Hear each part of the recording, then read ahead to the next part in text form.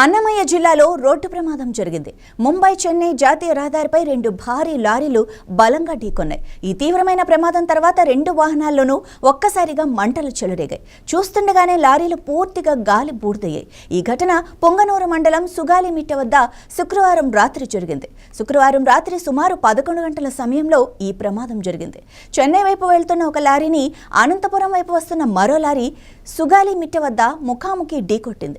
ఢీకొన్న వెంటనే రెండు లారీల్లో మంటలు వేగంగా వ్యాపించాయి. స్థానికులు వెంటనే పోలీసులకు అగ్నిమాపక సిబ్బందికి సమాచారం అందించారు. హుటాహుటిన రంగంలోకి దిగిన అగ్నిమాపక సిబ్బంది మంటలను అదుపులోకి తెచ్చారు. అయితే అప్పటికే రెండు లారీలు పూర్తిగా దగ్ధమయ్యాయి. ఈ ప్రమాదంలో అదృష్టవశాత్తు ఎలాంటి ప్రాణ నష్టం జరగలేదు. ఇద్దరు డ్రైవర్లు స్వల్ప గాయాలతో సురక్షితంగా బయటపడ్డారు. పోలీసులు ఈ ఘటనపై కేసు నమోదు చేసి దర్యాప్తు చేస్తున్నారు. ప్రమాదానికి గల ఖచ్చితమైన కారణాలను తెలుసుకునే పనిలో ఉన్నారు.